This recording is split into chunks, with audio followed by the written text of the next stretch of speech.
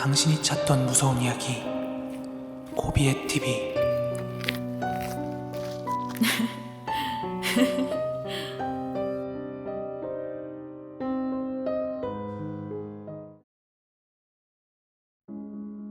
지금부터 제가 들려드릴 이야기는요, 제가 직접 목격하고 겪은 실화고, 지금 생각하면은 아직도 너무 소름이 돋아요, 진짜. 왜냐하면은 이 일을 겪었을 때는 제가 살짝 술에 취해 있었거든요. 지금은 시간이 지났지만도 그 당시에 제가 봤던 것들이 너무 선명하게 기억이 나가지고 이걸 지금 그대로 다 이야기를 해도 될지 안 될지도 잘 모르겠지만 일단 한번 이야기해보도록 할게요. 때는 꽤 오래전인데 제가 대학교 때 겨울쯤이었거든요. 날이 추워가지고 외투 입던 그런 날씨였는데, 그날 제가 친구들이랑 술 마시고 한 11시 30분쯤? 밤늦게 이제 대림역에서 지하철을 타고 집에 가려고 그 역에서 기다리고 있었어요. 근데 지하철 타는 그 플랫폼에 올라왔는데 사람들 줄 서는 곳 있잖아요?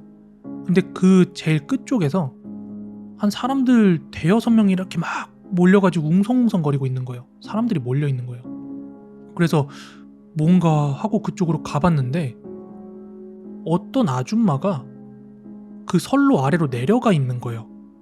근데 뭔가 그 장면을 지켜보고 있다 보니까 아줌마가 실수로 떨어져서 다시 올라오려고 하는 그런 그림이 아니라 바닥에 있는 선로를 붙잡고 안 올라오려고 하고 있는 거예요. 버팅기고 있는 거예요.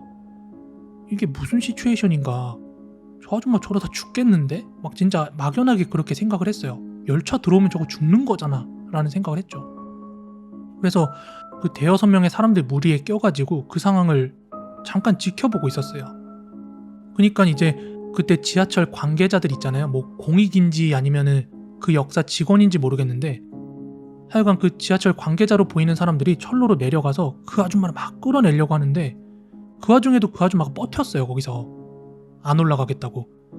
그게 막 실랑이를 하던 게 근데 아주 긴 시간은 아니었고 한 뭐 40초 내지는 50초? 한 그쯤 된 것 같아요. 근데 이제 그 아줌마가 진짜 아저씨들이 막 붙어가지고 떼내려고 했는데도 아줌마를 못 떼어내더라고요. 그렇게 한 제가 말씀드렸던 한 40초에서 50초? 이 정도 시간이 지났는데 이제 저 멀리서 불빛이 보여. 지하철이 들어오고 있는 게 보이는 거예요.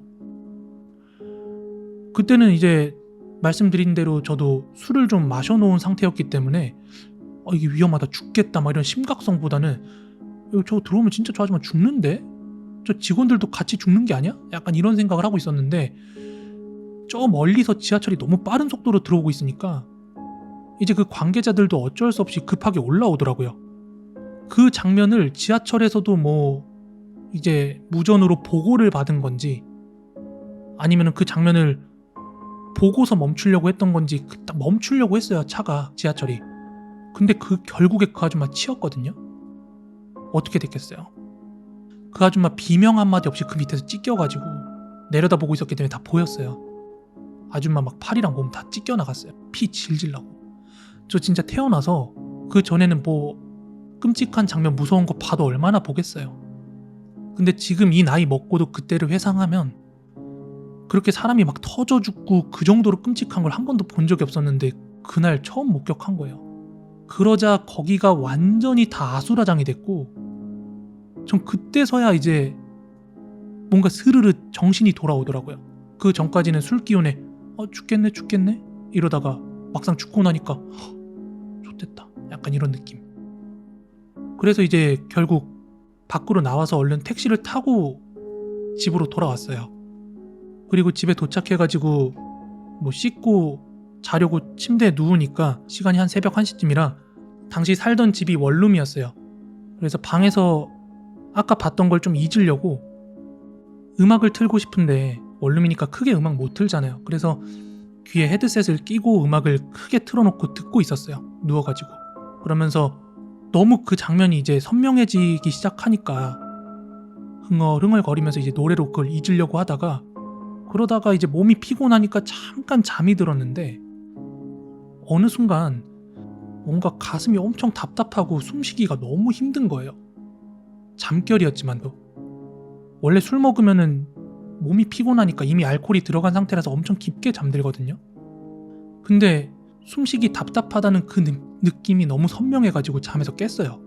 근데 이 천장을 보고 있는 제 시야 아래로 검은 뭔가가 보여.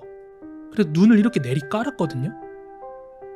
근데 제 배 위에 아까 지하철에서 죽은 그 아줌마가 제 가슴팍 위에 앉아있는 거예요. 너무 놀래가지고 씨발 뭐야 이러면서 막 흔들고 막 털어내려고 했는데 꿈쩍도 안 하는 거예요. 너무 무거운 거야.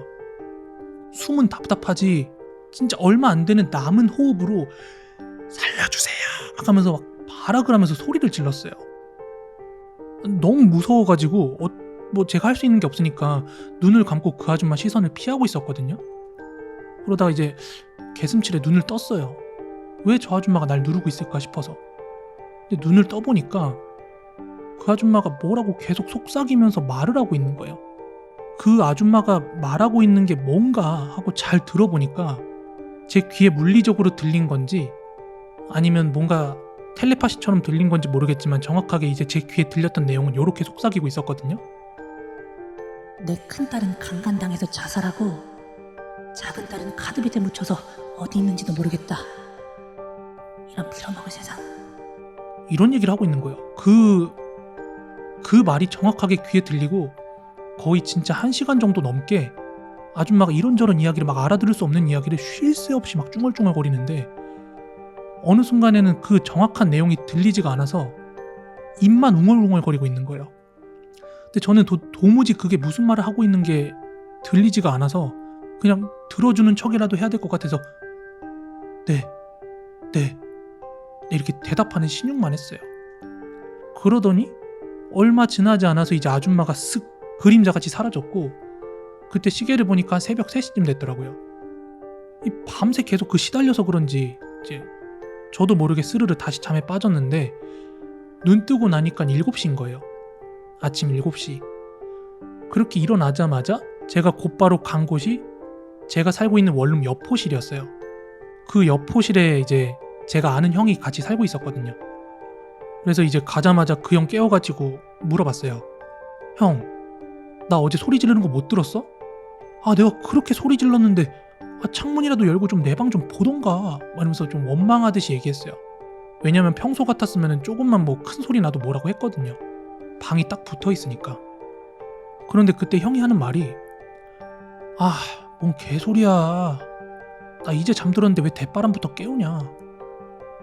나 어제 레포트 작성한다고 지금까지 잠 못 자다가 이제 잠들었다. 근데 네 방에서 아무 소리도 안 났어 임마. 뭔 소리야.